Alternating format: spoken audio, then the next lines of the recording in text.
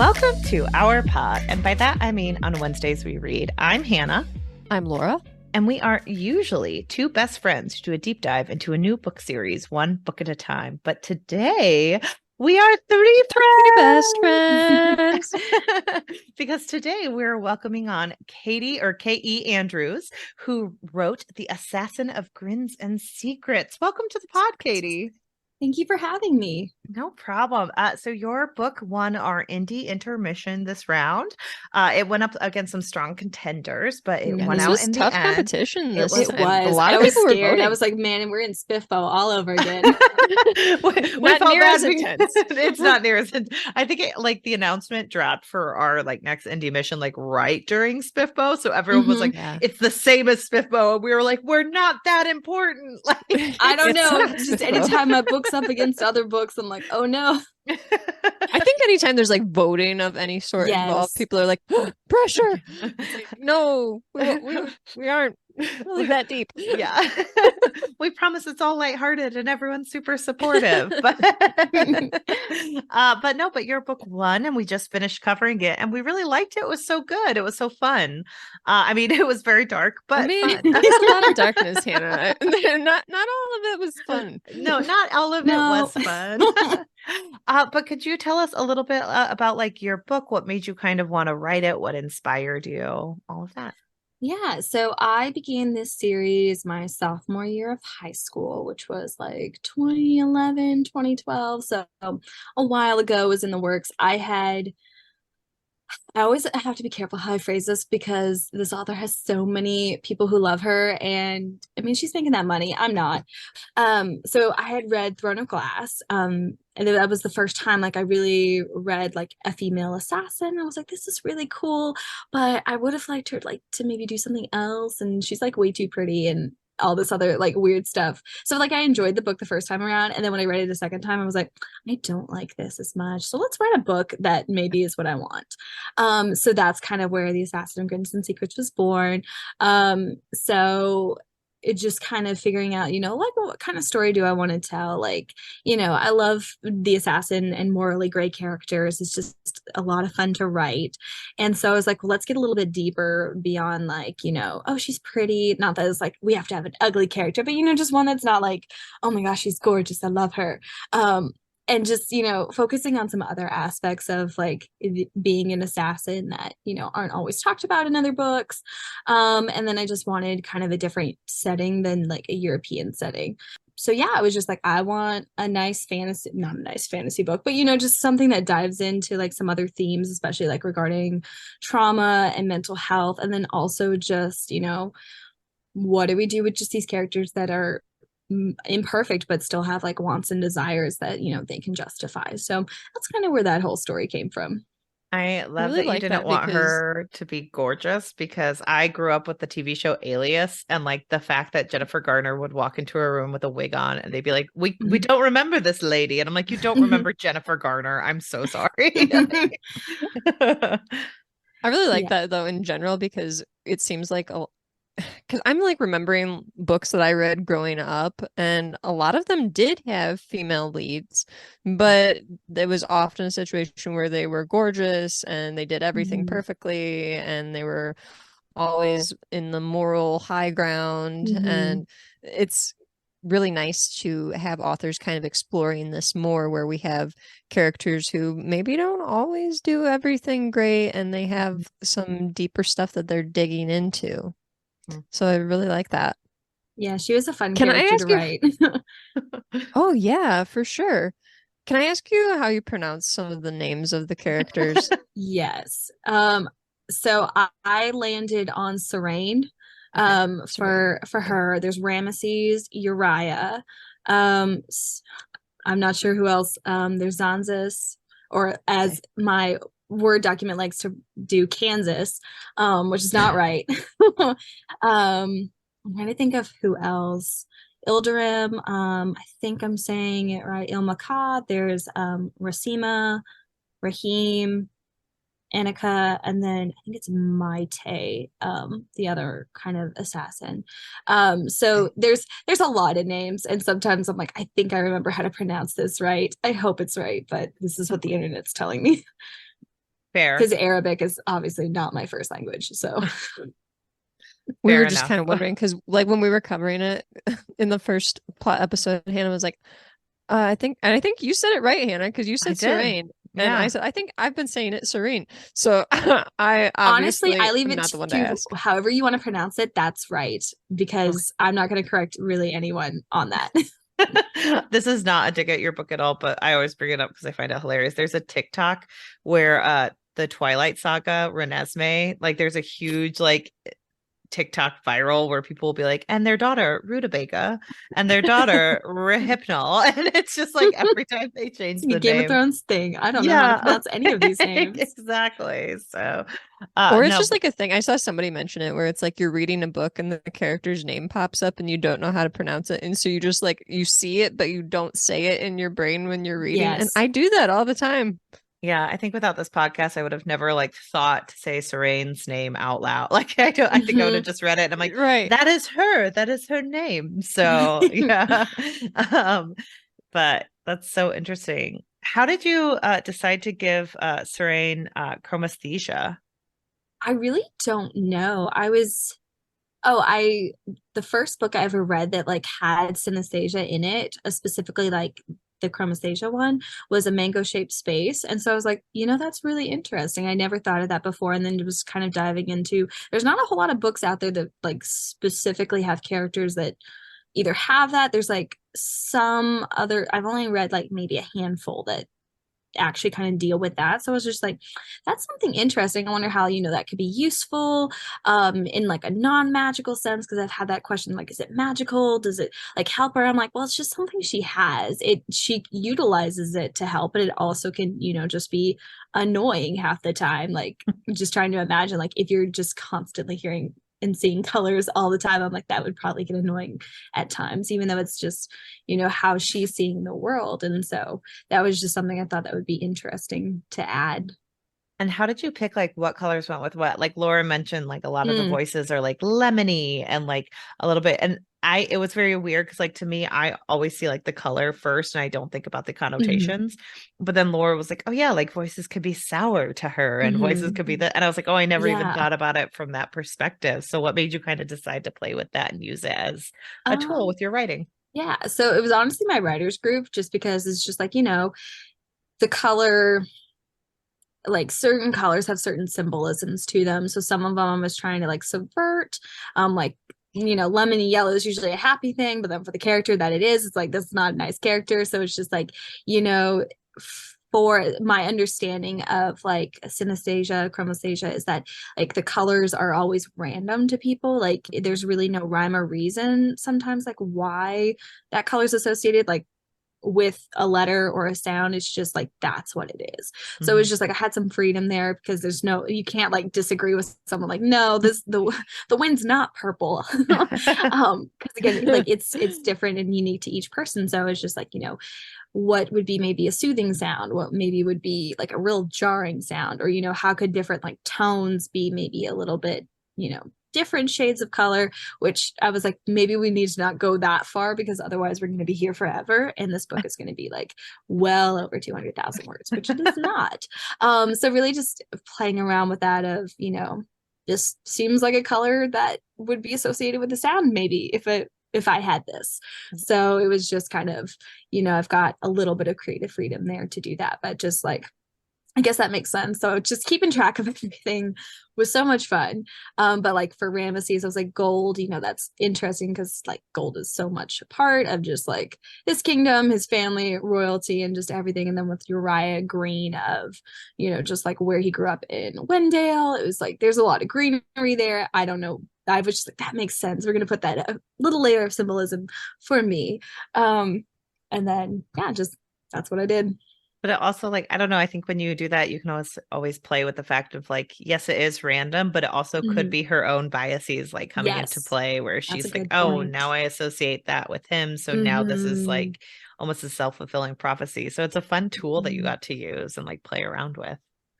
Yeah, definitely, Hannah, because she does kind of use this to benefit her when she's like making analysis of people. And it's like, oh, but what if that isn't what they're like. And I like that you use the wind as the example, because as Pocahontas reminded us, we get to paint with all the colors of the wind. So it could be that was fun. I was like, ooh, colors in the wind. So something that's unique in this book is that the magic is something that's not accessible to everyone, and that it's a source of political contention as well, because Sethos is trying to keep magic out of his kingdom. Can you explain the magic system a little more and why you chose to create it in this way? Yeah, so I mean, I always love fantasy with magic. So that one specifically, it's more kind of just like its own living entity. It's more like, I go into it more in book 2, because book 1, I'm like, well, it's not really there a whole lot. So it's more like in terms of low fantasy. But the immortals are the ones who were gifted magic in the beginning, and then once they started mixing with humans, there was the possibility that, you know, their offspring, the Ravenaceae, could have like magical abilities, but it's not always guaranteed. It's just a luck of the draw sometimes, and then it's usually not as strong as what the immortals had, just because in the whole creation myth, with them just being, you know, just magical, kind of, they're responsible for the magic in the world and to kind of maintain it, control it, and just use it. So it's really, going forward into kind of book 2, it's not like specific elements for the immortals, but when it gets down to like those who are mixed race, it's you know, usually like one kind of element, but it's kind of like a sensation that you hear, and that's when, if you can start to kind of like hear it a little bit, there's probably a good chance you can access it, but not always. And then when it goes away, it's not as huge of a change, quite as much, but I was still kind of playing around with that because it's, you know, book 1, just setting everything up, and so giving myself time in book 2 to kind of build up into that a little bit more. So like Sarang can kind of, it knows it's there, and she can see it because it's sound. Not the mortals can't really like see it, but they can, you know, hear it and feel it like that. So it's just, you know, evidence of just like, that's her heritage of just knowing it's kind of there but not being able to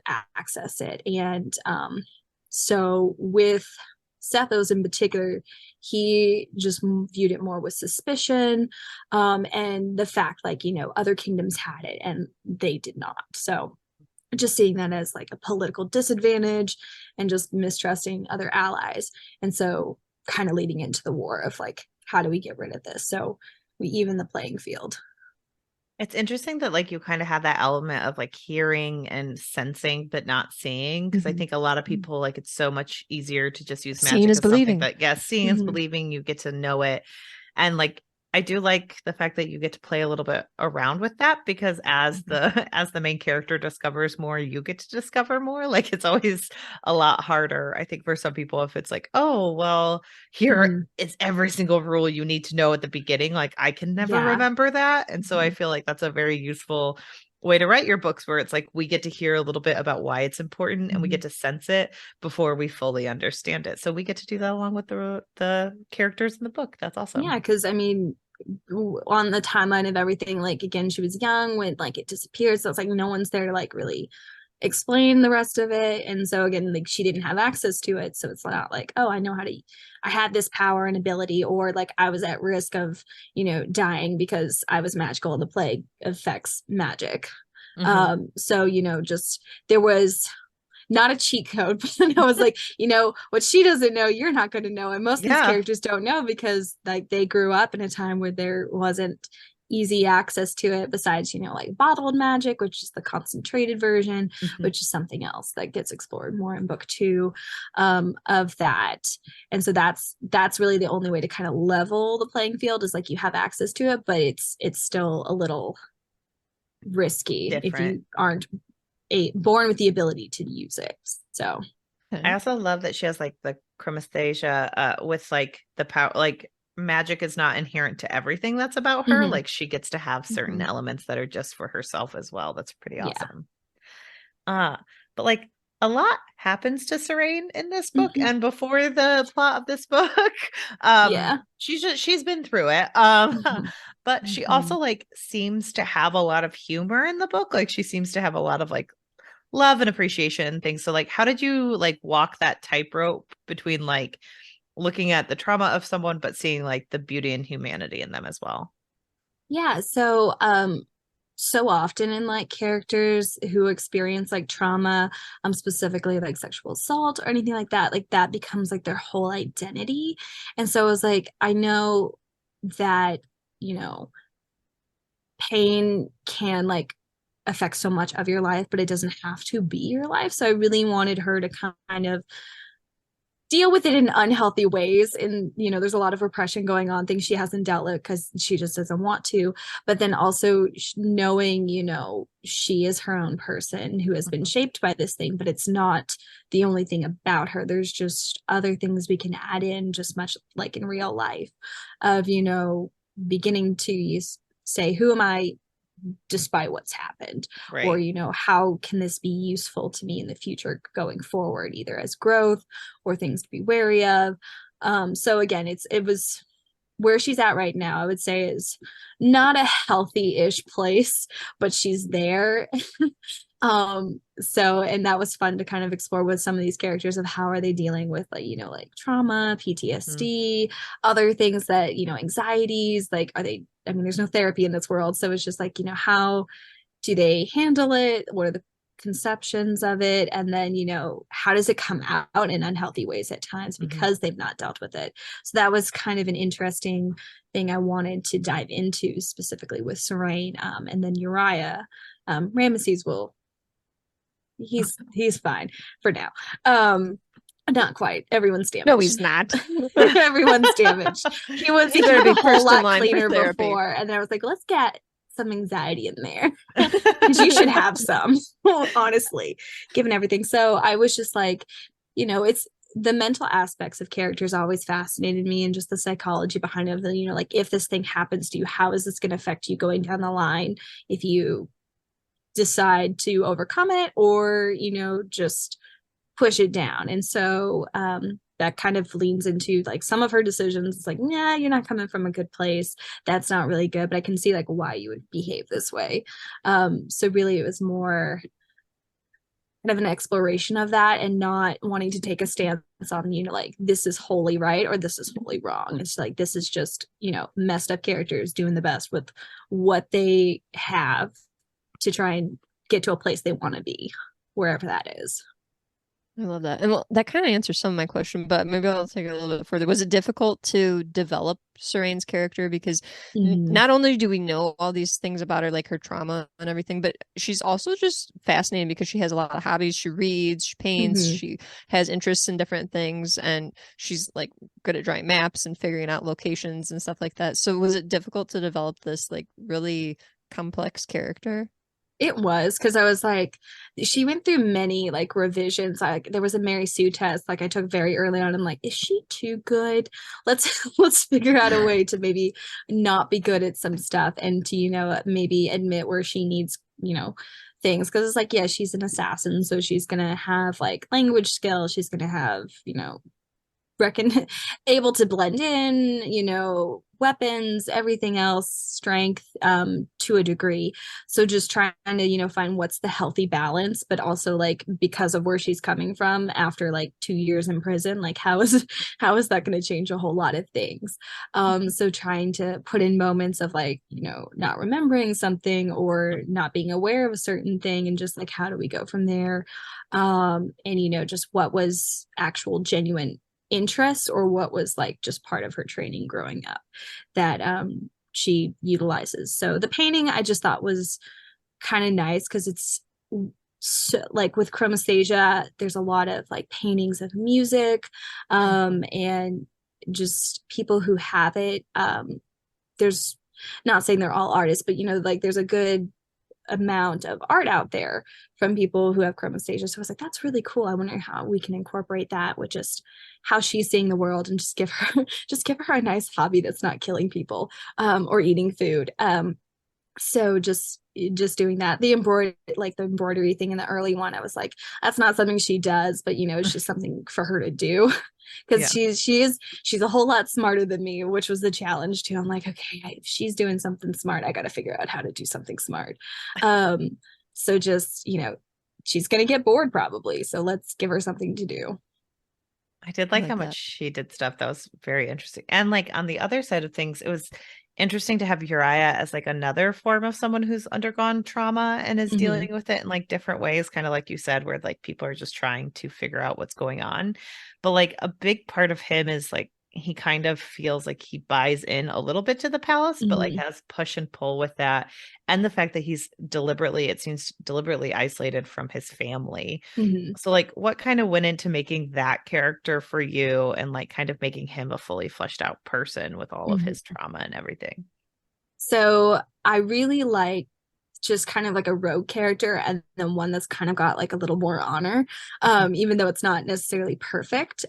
So that was Uriah, just like that nice balance between, and then there's Ramesses, who's charismatic. And so he really just wanted purpose in his life, and so like he loves his family, but you know, just between traveling and everything, and then meeting Ramesses, and then just finding kind of like a sense of purpose because his own country is neutral, so they don't have like the opportunity to really kind of go into a strict military kind of defense. I mean, there's guards and everything, but it's just like that sense of wanting to do something more, even though you still love your family, but you want to like do something else to kind of protect them or anything. So that was kind of like his shot, he felt, to do something. And just again, he's honorable to a fault, and loyalty, like when he feels like, oh, I owe this person a lot, like I'm gonna, you know, make sure I, you know, trust them, I do everything I can. And so just kind of peeling back the layers of, you know, how blind devotion can be a little bit dangerous. And so him just kind of wrestling with that of like, you know, I thought I was doing the right thing, but you know, I don't want to maybe acknowledge that maybe it's wrong. So that's where Serene's like kind of a nice foil to him, and he's kind of a foil to her, of just like, you know, two very different sides and two very different views of like what's loyalty, what's honor, what's good, and what's, you know, justifiable. And so for him, just again, because he fought in the war, he experienced like physical trauma and mental trauma of just like those kinds of wounds that he carries around. And then just, I wanted to give him, because he's very humble as a character, and you know, to almost again a fault of just not acknowledging like he has his own confidence to be good. And so if something like really bothers him, like he'll take it on very personally and just, you know, carry that around a whole lot longer, almost like, you know, he has to be a martyr or something, which he doesn't quite realize. So I think there's just still like a little bit of shame, a little bit of survivor's guilt, a lot of survivor's guilt actually, and then just coming home to a world that he doesn't quite recognize as much, because again, war does that. And so just wanting to kind of balance that out of, you know, how can he still find purpose even though like he underwent something that was still traumatic, even though he thought it was good. And so yeah, he was an interesting character, because I didn't want him to be like just too much of a hard ass to be. I mean, he was in the beginning. I was like, this is fun. You're mean, but you're not totally wrong. Because it's like, yeah, he's seeing like she's a threat, like you're invading like the space of people I care about, and you know, I gotta figure out what to do with you, even though my friend is like, I need you, but I think it's a bad idea.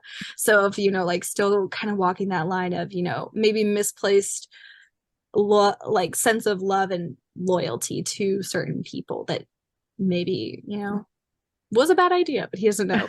So yeah, I just really loved him, and the amount of people who actually like really loved him too made me happy, because I'm like, he's not a fluffy character. I think I described him as a pineapple once. Just he's really prickly, but then it's like when he's with his like people and his family, like there's a softer side, there's a kinder side, there's, you know, not grumpy all the time. He does actually like things. He just doesn't necessarily like Serene. He just doesn't get enough sleep to appreciate things. That's true. I really did like the relationship though between Serene and Uriah, because she calls him out on a lot of this stuff, like things that I don't think maybe he would have put the nail, I don't know, he wouldn't have hit the nail on the head with. That he's kind of like processing these things, and her just calling him out and being like, yeah, you think that you're justified in doing this and killing people, but I do the same thing and it's bad. Okay. Where's Yeah. where's the difference? So I really do like that you played with that as well with these characters where it's like, how do we justify one person's actions and not another's? So that was a really cool way to play with this. But Serene is somebody that in this book is really great at assessing those around her. And it seems like she struggles to kind of get a grip on herself and and decide like if her past defines her. Do you think that she'll ever get to a point in the series where she will feel comfortable with some of the things that she's done in the past? The end game goal is that they end up in a better place than, where they began. Because it's the rough beginning, like still coming off of, prison, realizing there's a shot at something she didn't think she had a shot at doing. Because again, like, her freedom and getting back to, the life she had before prison, away from being an assassin is something that's like really near and dear to her heart. But that, has been taught as that's too vulnerable and, that leads you to being attacked easier. So it's just like, trying to trust those who, she needs in order to accomplish her own goals, but then also, how do you make friends and that you don't feel like are going to betray you, because there is that like layer of betrayal deeply ingrained, and then just the fear and paranoia that still has not been dealt with. So she is a little too smart for her own good in that regards, because again, she's just a character with trust issues. So the whole goal and some of her internal conflict is like learning to do that, and maybe being okay if those expectations are let down, and still having to like see it like at the end of the day, are these people I can trust going forward. So yeah, it's just, again, like you put it really well, of just like how can we justify actions and everything, and just accept the fact that characters be doing stupid things and not always behave in a healthy way. I love that. Even though it's like you probably should be better, but you're not in a place to do that. So, and really they all deal with trust issues, our main three, because it's just a big triangle of we need to be vulnerable and open up a little more and trust each other, but we can't. Yes. So they're all dealing with some trust issues for sure. Yeah. So I feel like I've told you this a million times off mic, so I apologize, but this is one of the darker indie books that we've read so far. So what was like, can you tell us a little bit about like your experience with writing darker scenes or just darker plot lines? Because like this is our first like big experience with an indie author. Yeah. Well, thank you for being the first, dark one. So for the longest time I was like, I don't know if this is grimdark, because I hadn't read a whole lot of grimdark, or if this is dark fantasy. So I grew up like reading a lot of fantasy that was just like, everything works out in the end, yay. And there wasn't like a whole lot of like real consequences that the characters really had to sit with. So it's just like, I kind of want that a little bit more, because that really, I'm an emotional reader and I really bond with characters. It's like, if you've been through it and you can still come out the other side, like I really relate to that. So I didn't set out to write like dark fantasy, but then it ended up being a little bit darker. So I was like, I don't want to go like super dark. So it's like certain things like with the sexual assault, I was like, okay, I want to try to run that really carefully, especially since like when it happened, she's a younger character. And I'm like, that's really gross, like when authors do that. And I was like, I don't want to do that personally for this character, because I didn't want to, for the trauma, I didn't want it to be like the main focal point in a lot of the scenes. I was like, there's sometimes where we need to push it just a little bit, just to kind of, show in this moment, like how bad things are, but then like some of the past events is like, let's kind of, in her own like processing, it's a whole lot different, because I was using like the flashbacks as a kind of a narrative tool of like, that's kind of how she's processing her own trauma. So it's like it's almost like it happens to someone else. But kind of leaving out some details doing it in a different way where you can still kind of get the sense of like, this is bad, but without it being like gratuitous. Because again, like with sexual assault, it's like, it's so easy just to like show, like we have to show everything. And so for that particular line, I was like, I don't really want to cross that for this, because again, it's not the whole thing that defines her. It's just, this was what happened. So I really wanted to kind of hone in on like the bittersweet for the thing of like still kind of having some humor, still having like some beautiful scenes mixed in with like, you know, death and, you know, grief and despair and other not so fun parts, to get a little gritty, and just trying to balance that. So, because I was like, if it's too dark, I'm like, I'm not going to be.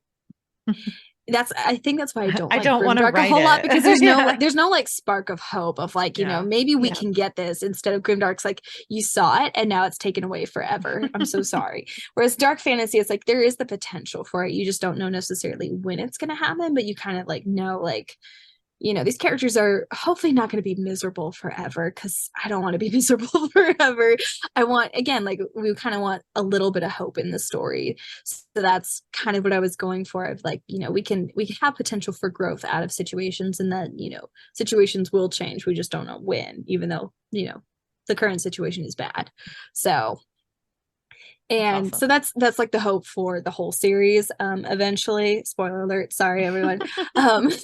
It won't, it's not necessarily going to be like roses happy, but you know, there's going to be, you know, some hope at least a rose. There's going to be some relief at the end. Grim, not as dark. Grim, not so dark. Yes, because I like my characters. They just have to suffer a little bit before they get to rest. And I'll admit, I don't know that I've read any grimdark besides this book, honestly. So I'm really unfamiliar, but I feel like that would be a really difficult thing to do, to have like absolutely nothing positive happen to the characters. Maybe it happens. I'm just like in this world where I've never experienced grimdark, but I feel like it would be so difficult to do, especially to your readers. Like, honestly, you get so attached to characters as a reader, to be reading about these people you like just constantly having all of the worst things possibly happen to them, and it's like, what more can they take? Everything. I mean, grimdark authors who can do it well, that's a very, very thin line in my opinion to walk, but I have read some that have done it very well, and I'm like, I still care about these characters even though I know I shouldn't get attached to any of them, because I don't think they're going to make it. Yeah, but well, I guess Laura, you read Game of Thrones, didn't you? I did read Game of Thrones. Well, Laura, technically Game of Thrones is a little bit grimdark. That's grimdark. Okay, I would say it's dark. It's darker fantasy in my opinion, just because it's like there's a lot of not happy stuff, but I think there's like enough moments where maybe the character isn't completely miserable and there's something else happening. But like for grimdark, it's like, don't get attached to anyone. Don't there's if it builds up to something nice, don't it's watch not out. It's always it's a trap. False flag. So there's so many subgenres, and you know, everyone's got kind of different opinions of it. So I was just like, this falls kind of into dark fantasy in my opinion. Just because I wanted to still kind of be a little grittier, but not like totally despair. Bleak. Well, I do know that like in this book there isn't any romance. We saw like a couple reviews that kind of discuss that. Is there going to be romance in these books, or is it like not really your main focus? That was another thing I kind of wanted to avoid, because again, like with Throne of Glass, like there were so many different like love triangles and everything, and I'm like, what were you here to do? That's just Sarah J. Maas's brand though, is like, let me see that's how where many that's where she kind of lost me. I was like, okay, I want to, you know, because so often they're like, oh, if it's a woman assassin, there has to be some sort of romance. So I was just like, why can't we just have a character who like really is struggling just to like people? And so just really kind of honing on the friendship, especially like with the prince character, usually always it's like, oh, there's a romance. And so it's like, yeah, Ramesses is a flirt, but you know, like I wanted, what is it like to have healthy relationships in fantasy between, you know, characters of the opposite gender, or even characters of the same gender, that don't necessarily revolve around, you know, romance or anything like that. I don't know how far you are, and I don't want to spoil it, but there the are first book. There's some hints at the end of the first book. So there's the potential for romance, but it's not going to be like the main plot, I would say. And it's going to be, I'm hoping it's a slow burn. It's a slowest of burns. And sorry to people who don't like slow burns. Like, this is not what the main focus is. And because of who Serene is as a character, I'm like, getting her to like fall in love with anyone is going to be so hard. And so when it happens, it has to be like, you know, why would she decide to like someone? What is like, because right now she's like, there's no need for it.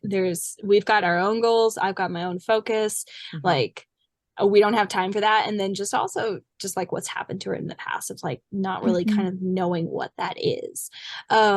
So there were other things to kind of work out with her too. And so it's like, you know, I'm not opposed to it, but it's like, that's not going to be my main focus. And just like the different relationships between the characters, I wanted to kind of grow that first before it's like, maybe there's something between certain characters, but who knows? I know, but I think you tread that line very carefully, because Hannah and I both were like, I think we see something happening here. And then we're like, no, I don't think we do. Yeah. So you did. I think you're like, carefully. Oh, there were hints at the end of the book. And I'm like, which one though? Book one. I will say, like, there's hints at the end of book one. And book two is taking it a step further. Okay. And then book three is a monster right now because it's a mess.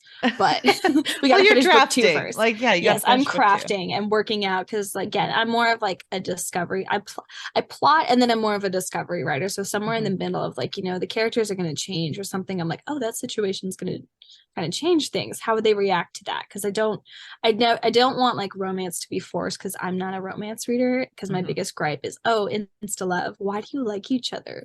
Like, what? Why do I care? So it's like, if a romance is like hard earned for me, I'm like, I like this. I can see why they like each other. And that makes sense, rather than it's a boy and a girl, let's put them together. And they're marginally attractive. We're so trained to do that, because it was like, oh, she's in a room with Ramses. Oh, she's in a room with Uriah. She must fall in love with one of them. And it's like, well, that's not true. Like, you need to be able to teach people. Exactly. Yeah. So it's just like, you know, wanting to focus something else on her character, you know, because it's just seen so often. I was like, I just didn't really want that, because there's so much else going on. She has so many more important things. She's very goal oriented and less likely to be distracted, but you know, life happens. So yes, there's hints, but you're not there yet. Maybe. So, to be continued. So throughout this book, Ramsay's relationship with his father is really mentioned, and we're kind of thrown in and out of it as readers, and Ramsay's is working through a lot of mixed emotions about his father. What made you want to depict a character, like a child questioning the image that they have of their parents?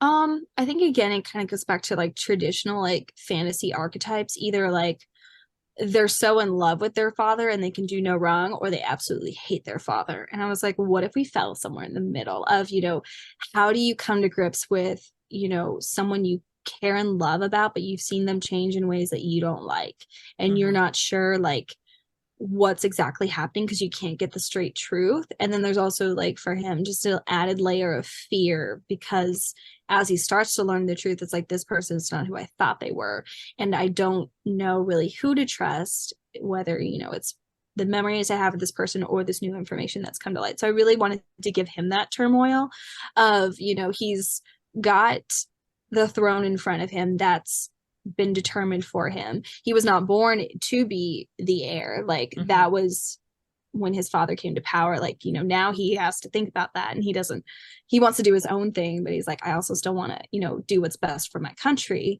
And so it's just like a lot of pulls in different directions of like who he is as, you know, the son of this person who, you know, is feared, and the war is going on, and there's so many different sides to everything that he doesn't quite understand. So wanting to kind of take matters into his own hands, but still trying to tread carefully of, you know, I don't, you know, something needs to change, but I don't want to hurt this person that, you know, who's my father, who I still kind of love, but it's like, it's a mixed kind of bag of emotions depending on like the situation. Yeah, absolutely. Because I know that I think Ramses even says at one point, like, I don't want to kill my dad. Like I swear he used to be a good person. Like, and then you have Serene in there being like, dude, he never was. No, like, no. Check your privilege. Like, so yeah, again, it's like, who's right and who's, wrong, because you've got, different experiences that they both got with this one character. So just again, like the duality of nature of, people, like no one's wholly evil or wholly bad. So it's just, Sethos is an interesting character to me because it's definitely book one of, we're getting mostly Serene's perspective of him. And even like Uriah seeing him to a degree. And then, specifically Ramesses of like, this is the person who is my father. And he didn't hurt me in the ways he hurt you, but I still believe you that, the hurt's there. I just don't know how to come to grips with that yet. Yeah. It's interesting. Yeah, it's one of those situations where it's like, yeah, but would he hurt his kid? Probably not. So you would have a different relationship. Yeah. Well, this is also a huge spoiler. I mean, like we've been spoiling, guys, but like one of the biggest spoilers is the fact that Serene is a mother. And what was like something you wanted to explore with regards to motherhood with this character specifically, like as an assassin, and as someone who had like children born out of a little bit of a lot of trauma? Like what was interesting for you about that, and like how did you kind of weave that into her character? Yeah, so it kind of went into, again, like what kind of goals I wanted to give her. And so, regardless of, like them being there, it's just like, she was in a bad situation. She wanted to escape, but mostly it was just like, now there's this added layer, and she was very young when she had her kids. So just like trying to come to grips with that of, like, what do I do now? Like, there aren't a whole lot of stories in fantasy about single mothers, especially not like assassin single mothers. So it's just like, it's usually either like they're just so much in the world that they're in of like killing and everything. It's like, this is just what I do, everything. But for her, it's just like, now I have this other life that I could, possibly have, and I want to protect that. And then when it's kind of, taken away from her, it's like, that's again, something that she's kind of having to wrestle with, of just like, this is the one good thing I so far have in my life at this current moment, whether or not, that's from a healthy place or not, of just, it gives her something to protect. So it, like, for her, just knowing like what she's done and everything, of wanting to change for them to be a better person to who she was before. And, coming to grips with that is explored more in kind of book two, with her kids. And so I was just like, originally there was only one kid, and I was like, let's just do two because that's more fun. Of just, something that wasn't expected of her, and just that secret, like, she really can't tell anyone. Unfortunately, Uriah finds out.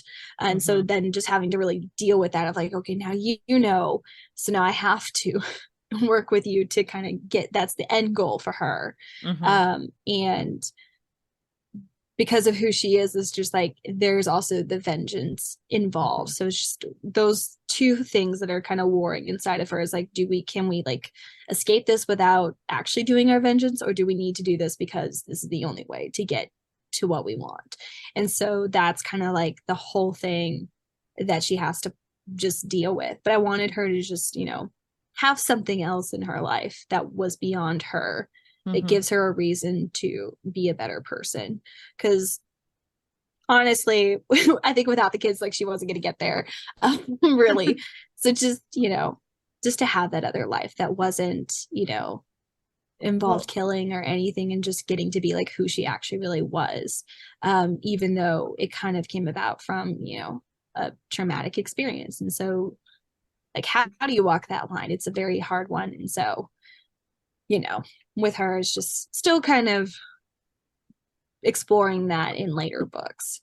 I think that character plays with like a lot of like preconceived notions about herself too, because like as a reader, you're reading this and you're like, oh, this is just like, you don't expect the twist there with her being a mom, because you're just like, oh, this is just some badass that is this assassin and everybody knows about her because she's legendary. So I think it's interesting that she's not only like questioned by the other characters because she's a woman, and that she's like smaller stature and everything, but that she's also a mom, that throws like an additional layer into this where it's like, yeah, she's all these things that you wouldn't expect.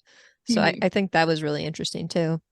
I also really liked it because like this is one of those things where it's like, oh my gosh, I could totally see a series written from the children's perspective when they get older and they like have huge issues because they're like, Mom, you deserted us and you worked for these evil people for years. And like, it's so simple coming from that of like, you did this to me, where she's like, you do not understand what I had to go through in those moments. It's not like I was in the position to just run away. And I love that kind of messiness when it comes to family dynamics. So anytime I'm reading about her, like worried about the kids, I'm like, I would be worried too. Yeah, because it's like she was there in prison for 2 years. So it was again, just like, you know, her dealing with, you know, like, what do they think? You know, is it going to be the same? Like, I've changed. I don't know if I'm still like, again, like questioning her own worth and, you know, kind of having to sit with that and just, you know, like you said, the messiness of it, of, you know, it's not simply, oh, Mom, everything's great.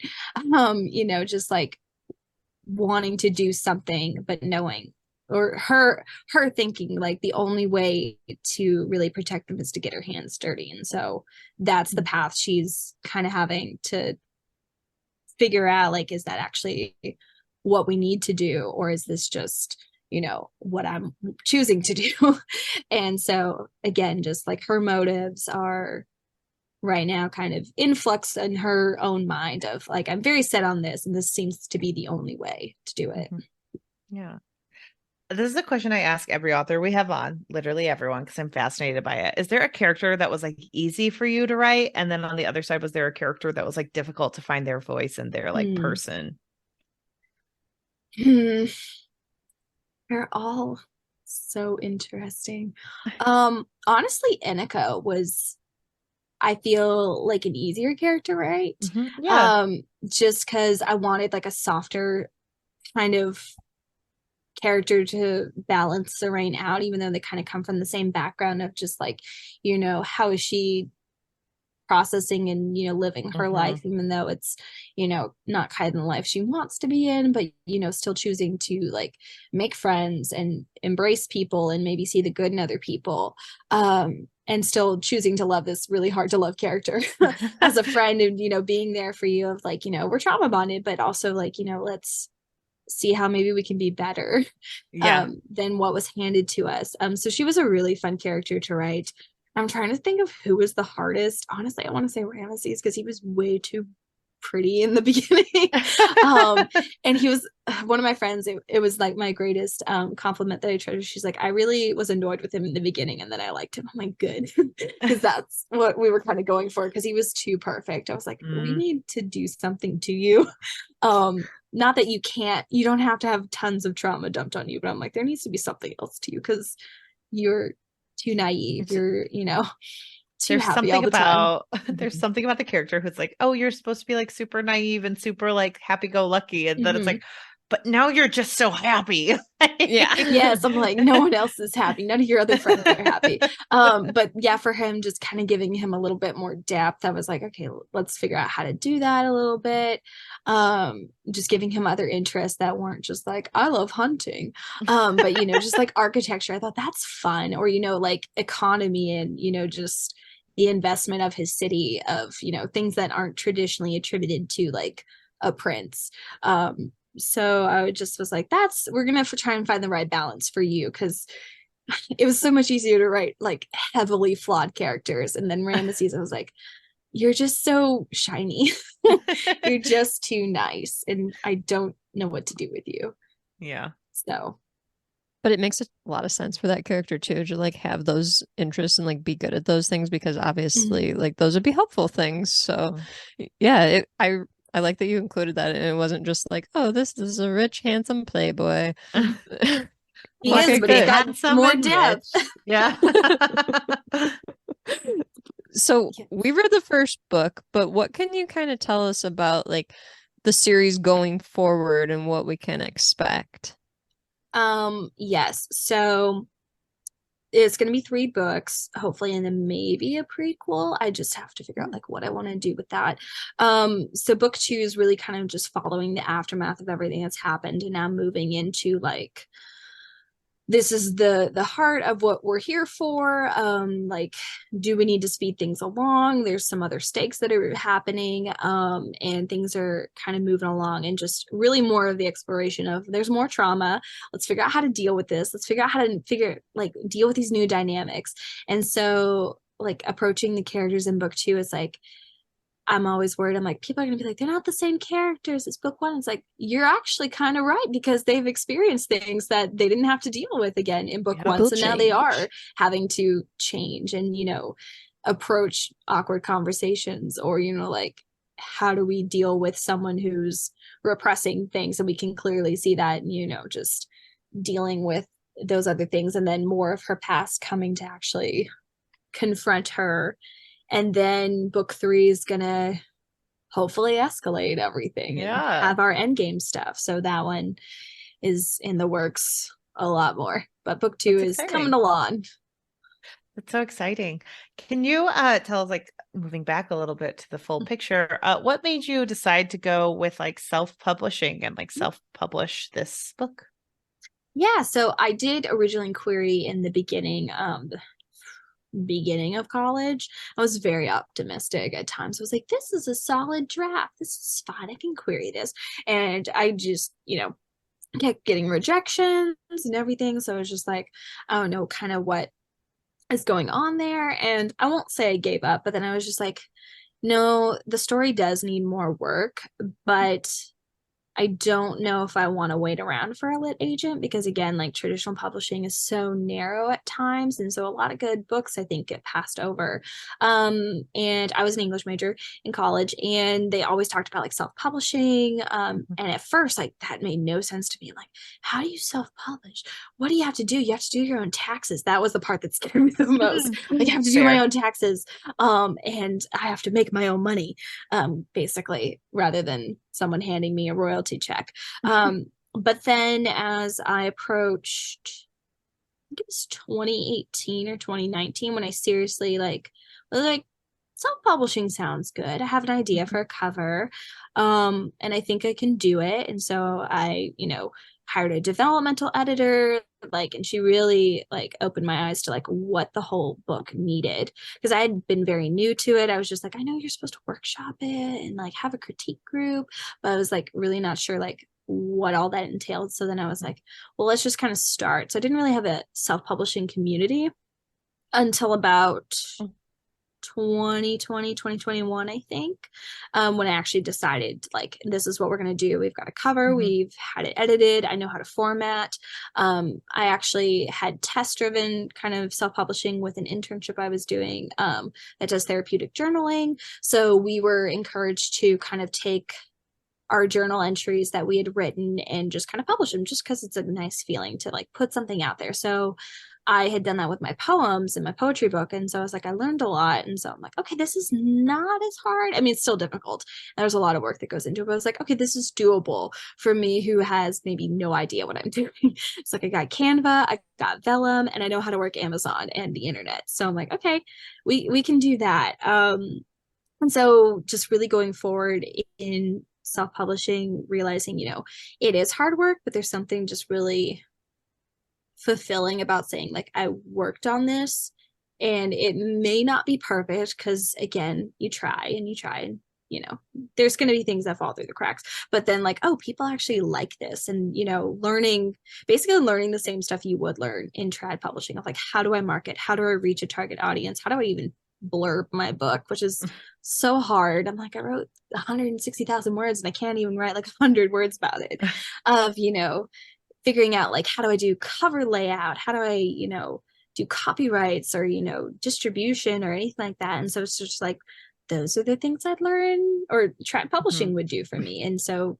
just kind of being my own publishing house, not really, but basically what it is, though. Basically, I mean, yeah, you're taking on all the responsibility and all the roles. Yeah.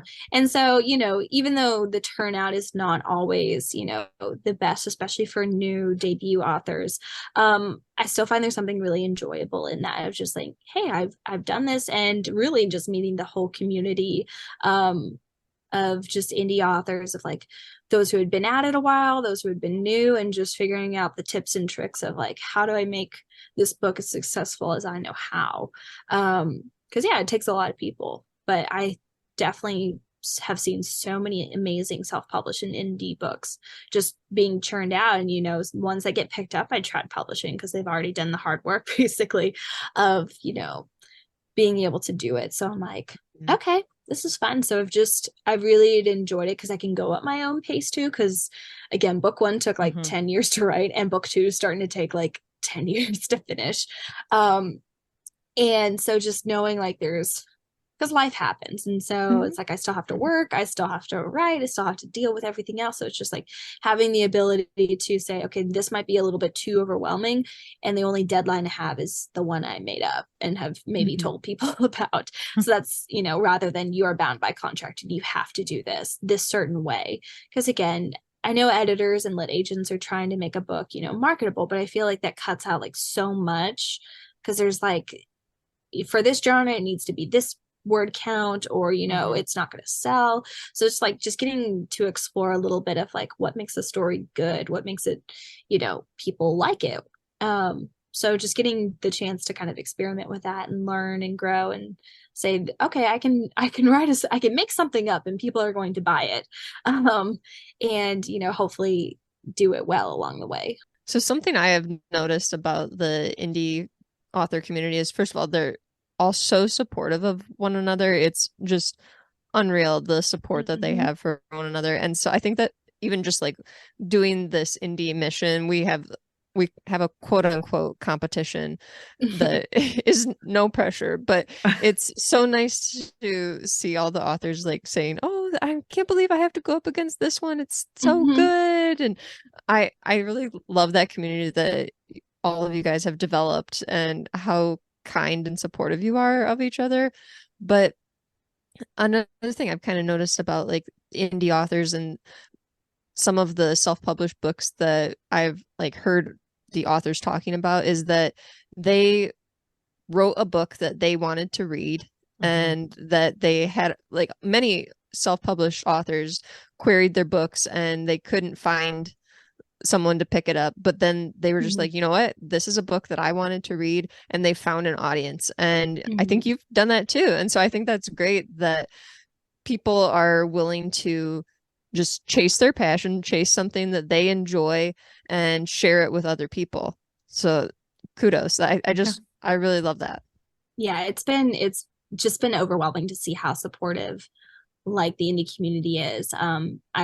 Common saying is just a rising tide lifts all the ships. So that's like what we want to do, is just support each other in the best way we know how, even if like that's not my book, like maybe someone else likes it. So just being supportive and helpful of like how to market, how to reach other people, or hey, this is a competition that you may be good in, or here's a reviewer maybe you should talk to. And what I've kind of understood from traditional publishing is like they really kind of shape the market almost in a way, like people want insta love spicy dragon rider, so that's what you need to write at this moment, and if it doesn't quite fit what we know sells, then it's probably not going to do well. And again, I understand they're investing time and money and everything into it, and so they want it to do well, but they're not necessarily going to take a chance on that, especially if it's a little bit different in that quote unquote thing. So it's like I think the market's always out there, and some readers are very flexible with what they're going to read, and some are like, that's not my book, but that's okay. And so I think like outside of traditional publishing and just like what's quote unquote popular is like you're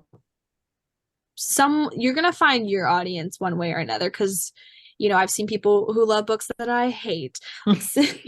And so I'm like, there's a book out there for everyone. And so that's the beauty of it. And so just, as a community realizing, like it's not a competition of, my book needs to do better. Otherwise, it's, I'm not going to do well, or, this person's getting more attention than I am for their book. It's like, yeah, they may have done like a whole different kind of setup of how they reach their audience or their marketing, or, just they went a different route, but that's okay. And, just being very understanding that it doesn't take away from your slice of you know, Right. your audience and what you're trying to do.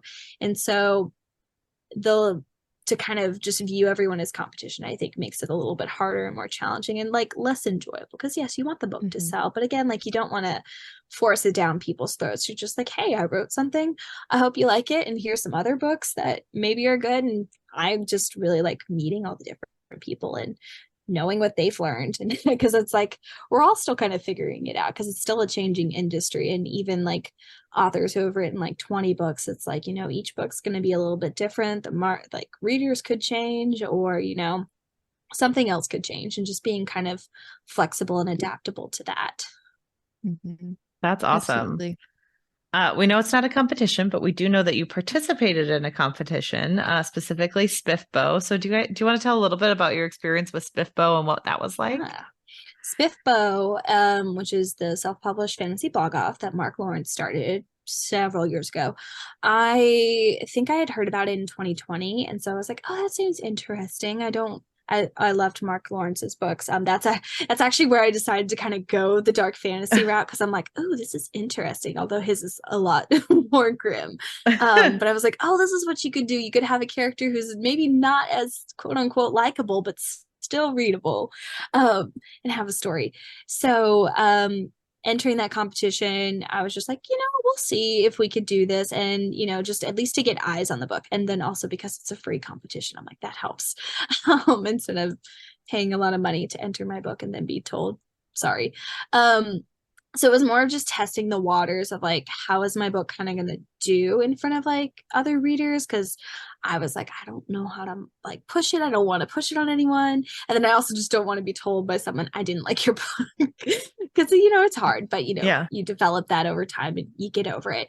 But then also just like meeting like 299 other authors and seeing their books of like, oh, that's what you can do in self-publishing. Like that book sounds interesting. Like, wow. And just, you know, being there, knowing that, you know, there can only be one winner, but just like, hey, this is cool, let's just talk about this competition. And so that's where I kind of got into like the discords on Indie, and just other people in the competition were like, hey, there's this Discord, you want to join? Like there's a bunch of us. And I'm like, cool, that sounds fun. I don't really know anyone. And so just getting to meet both like reviewers and authors, and then other people who maybe just like to read books, and seeing what they were reading. And so I got to read more, talk with other people more, see their journey, experience new genres. I'm like, I've never heard of this genre before. Like Western fantasy was not on my radar at all. And so I'm like, I really like this genre.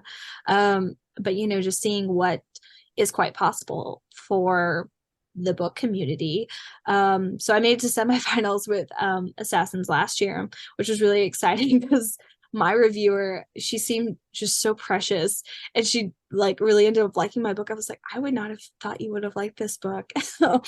But, you know, I was happy to have made it with like, you know, semifinals. And then Thiago Abdallah and I were kind of like at the end of semifinals before finalists. So it's just like, you know, are you going to win or am I going to win? I would like to win, but I would also like you to win. So it's just like that hard thing of like, you know, I've read your book and I know you're a really great person. So it's like really hard. Because it's like, yeah, you want to win, but also at the same time, you're like, it is the friends we've made along the way that make this so much more bearable. Because you're just waiting for them to either say goodbye or you made it. And so, you know, he moved on to finalists. And so it's just like, even books in this competition that don't make it very far, like Ryan Cahill with his book, I know like it got cut like very quickly, and so like look at him now. So it's just like, you know, it's about, you know, just kind of getting the spotlight on your books, either from other reviewers and just, you know, other indies of like, hey, there's another author, I'm not alone. So it's just really supportive in the competition. So of, you know, those who get cut, like we're there for you, and, you know, hey, your book may not have been for this reviewer, but maybe that sounds interesting to me. So it's just really interesting to see like how that competition has helped bring self-published books to light from a traditionally published author who's supportive. Because again, there's always kind of the knock on indie of like, it's not polished enough, it's not good enough, like the covers are weird. And I mean, I've seen some bad ones, but, you know, you do what you can do.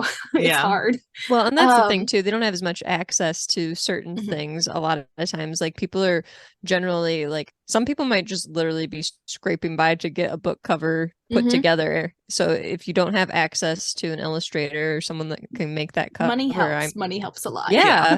Which is the biggest drain for indie is just like, how big is your wallet and how far are you willing to go? But they're like, Zack Argyle has like a fund for indie authors that has steadily been getting bigger. So it's like there's options to help with that. And then, you know, also in this indie community, I've met like illustrators and editors who I was like, man, I like your work on this book. Like, what are your prices? And just knowing that they're favorable towards indie. So some of them either have different prices, or other authors are like, hey, I just discovered this person on Fiverr who does really good work for, you know, an affordable price. And so just, you know, learning the tips and tricks of, you know, good people to kind of bring into it. Because again, like your cover artist and your editor is like, you want to spend money on those, but also like if your book does really well, like, hey, you've got someone else who might like to use this person. So it's a whole nice little community that really helps each other in different ways. And that's I like awesome. What you said about it opening it up to a group of readers too, because I've even noticed just within the past several months of this year that a bunch of people that I follow online are sharing their SPIFBO TBR. And so people are recognizing this competition more and more each year, and now they're going so far as to create a TBR just based off the entrance of each SPIFBO. So I think that's great, because it's that, and these people are not reviewers, they're just readers that they've kind of been paying attention to SPIFBO and they've decided, I'm going to make a TBR of these books. And so you're really opening up the doors to a lot of readers really with this competition. So that's great. This past year, this last SPIFBO, I mean, I never heard of cozy fantasy, but that's like what took it, and there were at least like 3 in the finalists, and so I was like, dang, okay, because Miss Percy was up there. Oh my gosh, Skills and Sensibility, that was the one, and then Small Miracles was one. So it's just like, you know, you never know what is really going to do well, and so if it's not quote unquote traditional fantasy, it's like, you know, who's to say? Like, they're all good in someone's eyes. It's just, you know, this was the one they liked, and that's okay. So it's just been really interesting to see how the competition has grown, because I remember last year, like I was like, I want to be on time, but then it didn't fill for like 3 hours, and then this year it filled in 40 minutes. So it was just wild. So just seeing like the 2 years of it that I've been in it, and just, you know, all the people I meet, and even like this year of like familiar faces of like, hey, you were in it last year, I hope you do well this year. And, you know, even if you don't, like, hey, it's just an interesting sort of competition to be in, because it's so open, I feel like, and then not just like, who's in this competition? Like, we have a whole Discord and we talk about it. And so you're just like, hey, that person was in SPIFBO. That's cool. Yep. So yeah, I mean, Hannah and I recognize a bunch of authors now. We're like, oh, I think their book was in SPIFBO. but it definitely is a competition where it's like you said, last year the cozy fantasy kind of took it, and it kind of goes in waves of like what people are feeling. And I know, like, me personally, I do a lot of like 4-H judging competitions. I judge livestock competitions, and so I'll often like tell the kids in these competitions, like, it's one person's opinion on one day. This is my personal preference. I like this about these animals, but somebody else tomorrow could say a totally different thing. And it's very much the same from reviewer to reviewer, that one person could really have a preference towards cozy fantasy, the other person could totally love romantasy. So it very different genres, and it just kind of depends what the reviewers are feeling each competition. Very true.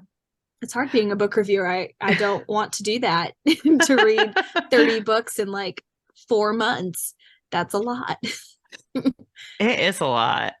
Yeah. So they're the real heroes, honestly. I'm just like, whew, having to do that and then write a review, like oh yes. I feel like reviews can be a little bit of pressure too, because you're trying to, especially if it's like a book that you don't enjoy, it's like, how do I carefully word this in a way that's like constructive?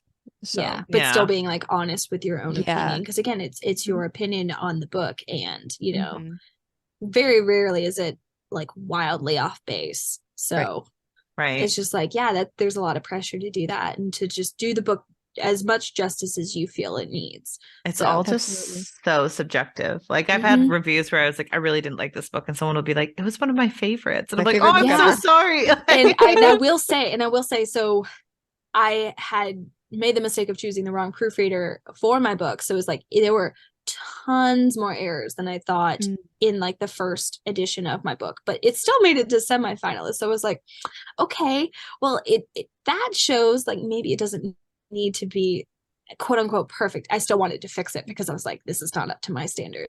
I just didn't realize it because, you know, after staring at a book for like 300 times, you're like, oh my gosh, I think those words are right. And then afterwards, you're like, you're a great proofreader after the book comes out. It's like, oh no. So, you know, just kind of knowing that in the back of my mind, it's like, okay, it wasn't perfect, but this reviewer still like really enjoyed it and found things that they liked about it, despite the fact that there were glaring spelling errors. And at this point, I'm just like, I'm not going to pay attention to it right now. It is what it is, and we will learn and move on. If nothing else, hopefully an aspiring editor takes my book and uses it for practice. I want it to be useful in whatever mode is possible. I overcorrected on one of my like tenses in the book I'm working on. And like I have someone in my writing group who catches it every single time, but he and I have like different perspectives on how to write and what makes like strong work. And it's one of the most infuriating things to talk to someone who has a different opinion of you than like what is good writing. And you're just sitting there like, how do I That's tell the you? age-old Like, question. What is good writing? Right. That's a whole other podcast. But no, we want to thank you so much for writing this book. We enjoyed reading it. Taking the time to read it. Yeah, we're so glad that it won. And then could you just tell listeners how to find you, where they can find your book, a little bit about yourself? Yes. I can be found on pretty much most of the major social medias, or for however long Twitter X is around. I'm afraid to jump onto Blue Sky because I'm like, I don't think I can handle another one. But Instagram's where I'm most active. I also have a Facebook and a website. That's pretty much where my socials can be found. And then the book is available Amazon, Barnes & Noble, wherever books are sold physically. And that is keandrews.org for your website. Yes. And then is it it's k.e.andrews for Instagram. Okay. Just making sure people knew where to find you. And then I don't remember my Twitter, sorry. It's whatever it is. I always have to look it up. Like I always start typing it in wrong. So it's at keandrews95. So just so you know. There was another one, and this was the only other one I could do. And then could you tell us something you're reading, watching, and or enjoying right now? Ooh, yes. So I have a bad habit of reading like 5 books at once. So Same. I'm reading Sons of Darkness right now. A Low Country, which is currently in Spiffbo. Zack Argyle's hold on. Voice of War. I was gonna say Touch of Light. No, that's a different book. So I'm reading Voice of War right now. Oh gosh, what else am I reading? There's 2 other books I'm reading. I don't remember what they are, but No Safe Haven, I believe, which is the sequel to No Heart for a Thief. And I apologize if I'm getting it wrong. My brain is not here. And then whatever my other book is. Oh, Legends and Lattes. There we go. That one's gonna come with me to Scotland on the airplane. So because Sons of Darkness is a little too chunky and I don't want to carry that around. But I was very excited to read it. It's just been slow going. Watching right now, Only Murders in the Building and Ahsoka. I think maybe I'm rewatching. Slowly rewatching Brooklyn Nine-Nine for like the 99th time. Yeah. Same. That's on continuous. Same. It's on continuous loop, yes. And then what am I enjoying? Gardening season's almost over, so it's kind of sad watching it, but I am excited because fall is starting to come to Georgia, and it's been nice not running the AC at times. So like this morning was chilly for the South, so I was like, maybe even I need a jacket, and I run warm, so I was like, that's nice, and I can kind of smell fall in the air. There's a little bit of leaves starting to fall, so I'm like, it's here, fall's here, so I'm really enjoying the weather change. And then excited for Scotland for where it's not going to be 80 degrees. Is it 80 degrees there? That's chilly. No, I mean, some people think it's chilly. 75 midday. Some people get chilly. I think it got up to 80 today, but it was humidity where it's normally like 70% humidity. So 70 right now, which is nice. Well, that is it's a cool 70. That is so exciting. Well, by the time this comes out, I believe you'll either be back from Scotland or on your way back from Scotland. So hopefully we'll see. We hope you had a wonderful time there and enjoyed this lovely weather. And guys, make sure if you haven't purchased the book yet, that you go out and do that, because you just listened to an author interview all about it. You should go pick up The Assassin of Grins and Secrets by K.E. Or request it from your library. Which is a great way to please get it on do. the I love shelves. hearing when people are like, I tried asking for it in my library. I'm like, yay. Please do. And make sure you guys are following us on all the social medias at OWWR Pod. And then join us next week for some bonus episode content, which I believe, based on your very fitting, we're having Travis Beltry on the pod to discuss Legends exciting. and Lattes. I saw him briefly at Dragon Con as he was walking in the opposite direction. Okay, well, we should have yelled to talk to him. Well, someone else was talking to him. I talked to some other authors.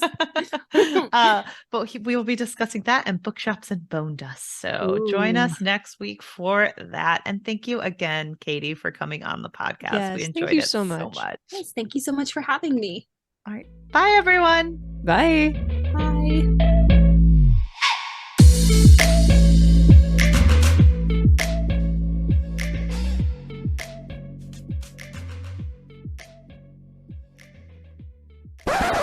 All right, guys, you just listened to our interview with K.E. Andrews. We hope you enjoyed it. Thank you so much for her for coming on. It was awesome. It was a lot of fun talking to her and hearing all about the whole process of writing this book. And honestly, you can really tell that this is a labor of love and like the time that is put into projects like these, because we a lot of times I think we kind of just assume like, oh, it's easy, everyone loves this kind of stuff, and it's like, no, these are years long projects that people dedicate so much time and effort into making what they are. And I think that that's definitely K.E. Andrews' situation, that the Assassin of Grins and Secrets was done over a series of years and a lot of work and a lot of time put into making this book. I agree. And I really think you can tell just like how much thoughtfulness she had with this and like what she really wanted to say. And I think that that's good. She had a lot to say about like the making of this book and like what she wanted for themes. And I do think like when we look at that, there is a lot of like you and I talked a lot about in the last episode, just the care in which looking at like Serene's background was given. And like when I asked K.E. Andrews about it in the podcast, where I was like, I love that you gave her all these hobbies. And she was like, yeah, I just wanted her to be a full person. Like, I think that is a good thought process to have when creating a character with that much trauma in their background. Yeah. To make sure that it's not just like, because there's a lot of jokes on like shows we listen to or like TV shows we watch where it's like, oh, a woman is mommy and job, and that is it. And like, Serene is a lot more than that, and I do appreciate that we got to see all of those different. People are multifaceted, and I think that that's important to K.E. Andrews as well, to show that especially women who we don't often see as getting more of a personality and more depth, that there actually is depth and can be joy beyond the trauma that exists within a character. And so I think you and I both appreciate that, and I think we also both appreciated how within this book there's a lot of like preconceived notions that the character challenge, and how sexism is challenged and how privilege is challenged, and there's just a lot of really good questions that are brought up within this book that the characters are questioning each other and themselves. I definitely loved how much like we kind of just take a harsh look at Ramses, where it's like, oh, he's a happy-go-lucky guy. And through it all, he just has like the most trauma dumped on him. Like we see him, like the other two have kind of been through it already. So they're like processing going through that like PTSD, like K.E. Andrews was discussing, but Ramses has like not started that journey yet. Right. He has to go through it. And I think that that's also like something to look at where it's like, yeah, he's a prince. It probably would happen to him later in life when he's more about to come into power than before, when he's like coming from a place of privilege and like, my family was right and my family was, you know, strong in what in its actions. And it's like, nope, that's probably not true, Ramses. Like, no, thank you. And so I do appreciate that we kind of get to see him go on that journey, where the other two, like, we do get a lot of the background, but it probably wouldn't be.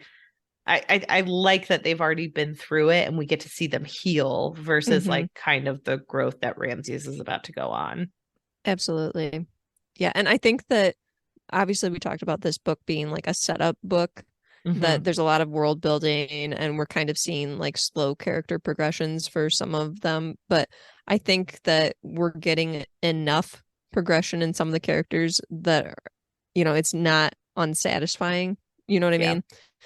I'm thinking specifically of Uriah because this character was a difficult one for me, but I think that I got enough growth from that character towards the end where I'm like, I'm hopeful for what comes in the next couple books with this character. I agree. I'm interested to see where we go with him. And I liked the cliffhanger at the end, like you said, the epilogue where you're kind of just like, what's gonna happen next? Like, this is interesting and weird, and I don't know what to expect. So yeah, because I think when you're reading this first book, you kind of get absorbed in the setting and how it's kind of mostly, it seems like it's about Sethos and Xanthus and just this really small corner of the world.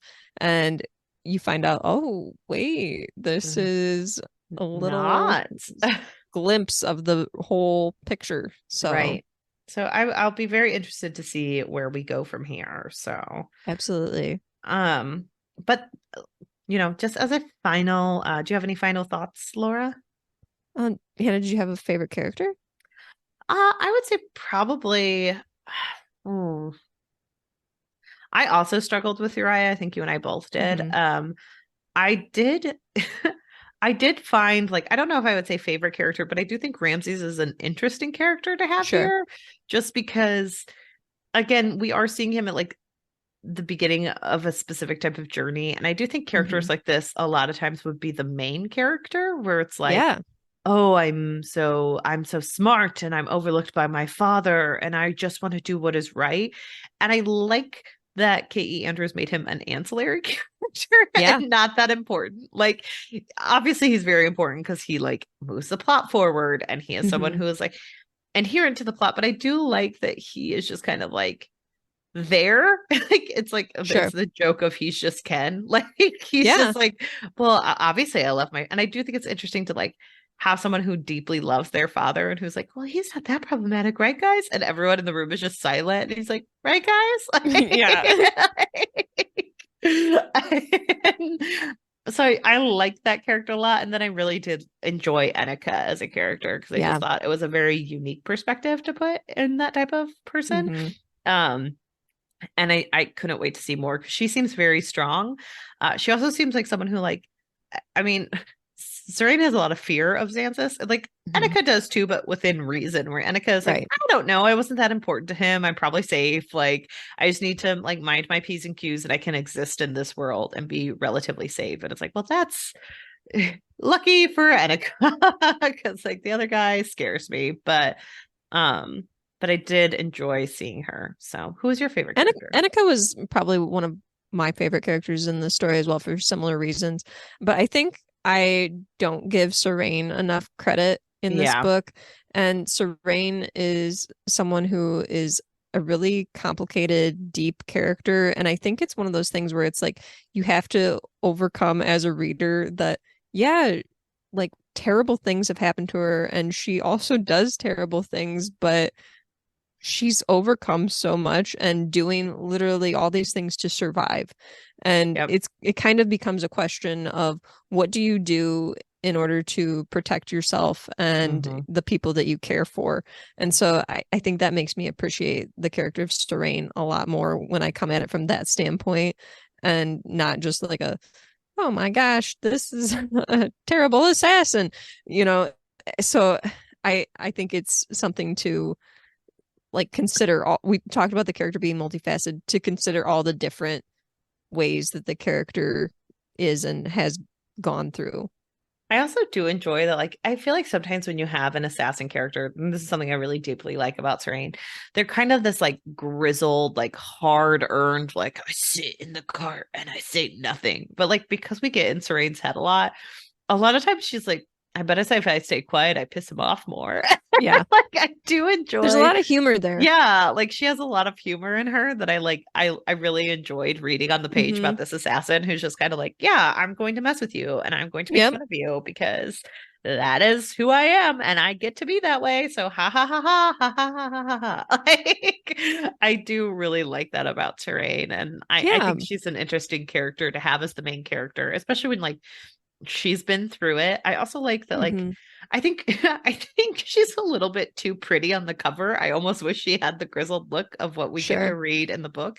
Because honestly, that's not what I picture when I'm reading it. I agree with you that maybe that's a little too much of a clean cover. Yeah, like I kind of like, I enjoy that she is someone who's like, I am not pretty. Like I like, even in her description, like you don't get to see her nose on the cover because of the way like the slash is going.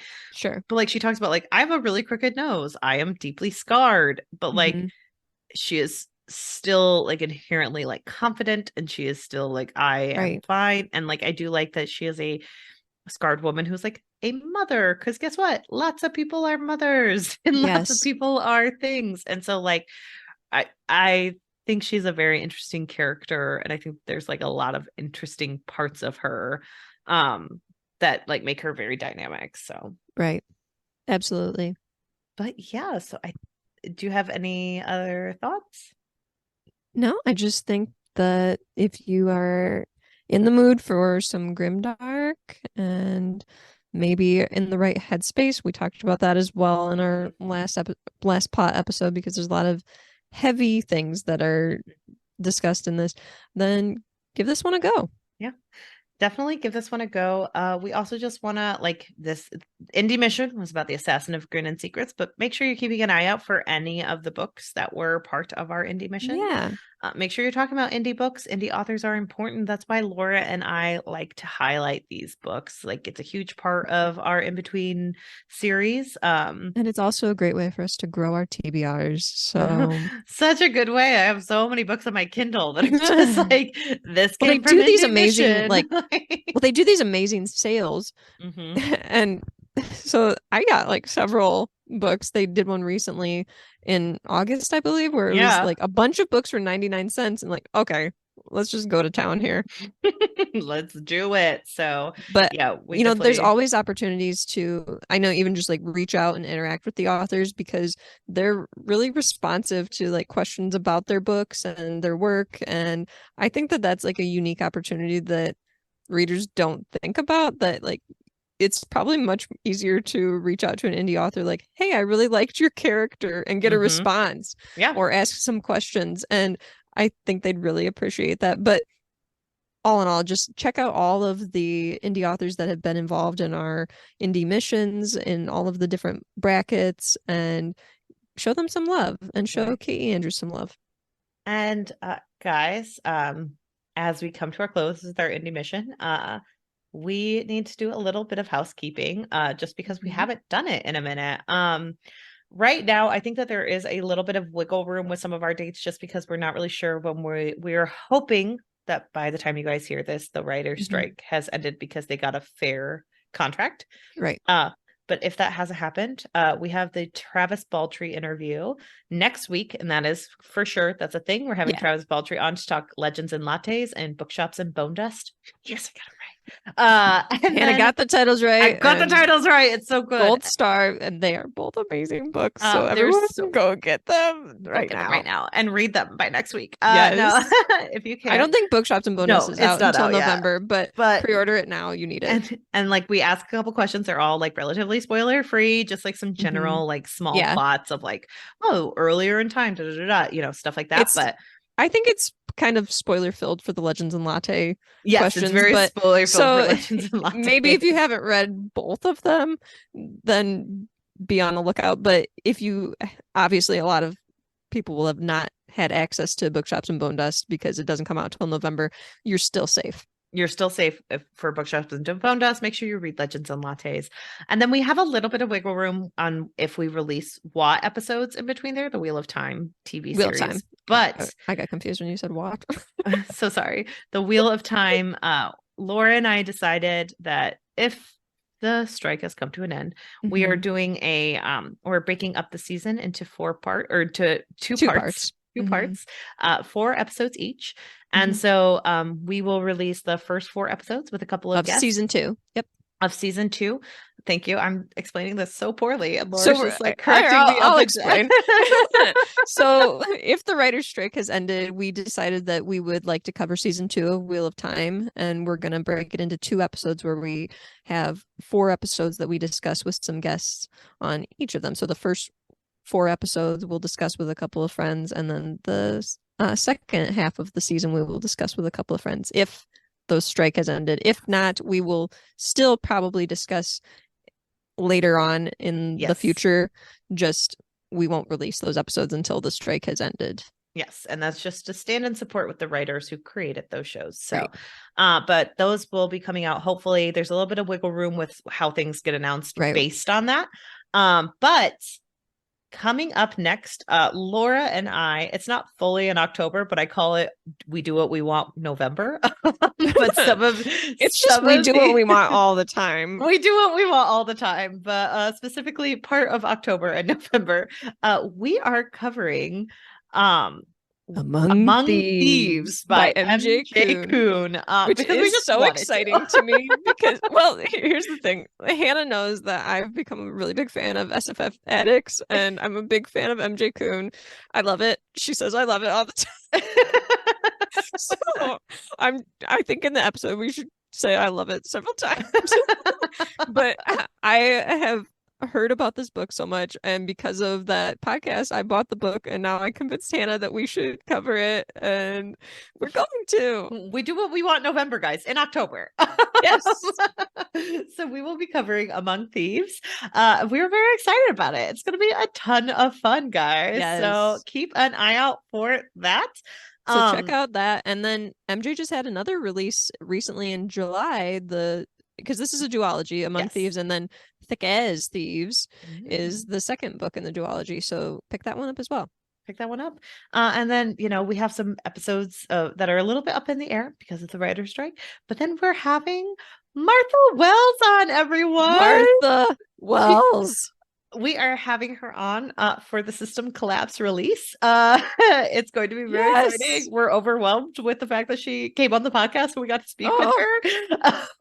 How are we still standing? I'm sitting. I cannot believe it. So we were lucky enough to have her on, and we got to ask her questions about that and Witch King, because Laura finished it right before. It is amazing.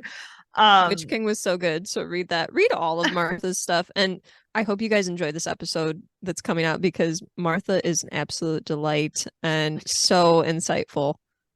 And then we will be doing System Collapse, so you guys be ready for that. Like, we're going to be covering it the week after it comes out, so make sure you've pre-ordered it and you're ready to read it with us, because that's our interview with Martha will come out when System Collapse releases, the day that System Collapse releases. So pre-order System Collapse and get that read, because the following week after the interview, we're covering it. Spoilers ahead. So we just cannot wait, guys. So many fun interviews coming up. Like, Travis and Martha were amazing. Definitely like the kindest people ever. I could not get over talking to Travis Baldry, like how humble he is. And at times I wanted to just be like, you know, it's okay. You have Lego sets that are created about your characters. You get to be super excited and take some credit for this. And he just continually is like, it's just a fluke. It's just a fluke. Like, all these people help me. And that in itself is just so heartwarming to me, how humble he is. And then Martha was very similar, just really a humble person, and has just all this like interesting things that she's gone through in her writing career and has done a lot of like self-discovery through her writing. That was just fascinating to hear about these things from her. I can't wait for you guys to hear them. We cannot wait for the stuff to come out. So please make sure you guys are just keeping an eye out for that. Yes. We aren't covering our next season until the new year. So just like keep an eye out for what's up ahead, because it's a little bit different. It's a little bit new for the end of the year. And maybe listen to the System Collapse episodes, because maybe we'll announce right after that what our next seasons will be. Make sure you guys. That seems like a good time. That does seem like a good time. We can't wait to tell you guys. So make sure you're following along. Make sure you're rating, reviewing, and subscribing, and talking about us to your friends to get them interested. Yes. We've had a couple of people like join in once we started using our TikTok. Although I did get a comment on one of our TikToks at the beginning where it's like, I posted a video, or I posted one of our recordings from our episodes, and it was like, we find out that like Rand might not be Tam's son. And someone was like, you might want to put a spoiler warning on these. And I was like, that happens in chapter 2. What are you talking about? Like, no. We find out that Bilbo Baggins' nephew is Frodo. What? Spoiler. It made me laugh so hard when I read that. And like, I looked at the person's thing, and they're like, obviously someone who just like goes in and wants to be like, but actually, and I was like, dude, that happens in the first episode of the television series and in chapter 4 of the actual also book. Like, how long have these books been out? Like, I'm kind of at the point where it's just like, no. Oh, I died. And I was like, yeah, obviously when we get into book 5, I will probably be like, Wheel of Time book 5 spoilers, and then we'll do the video, but we're not going to do that for book 1, chapter 4. Oh my. So that's Hannah's random rant about people on TikTok. Maybe you should put a spoiler warning. Maybe you should put a spoiler warning, Laura. Oh no. But so yeah, that's our little upkeep. So keep an eye out for everything. And thanks so much for listening. Yeah, we really appreciate everyone. We really are so excited about the upcoming interviews and upcoming reads. So thanks for being here. Bye. Bye.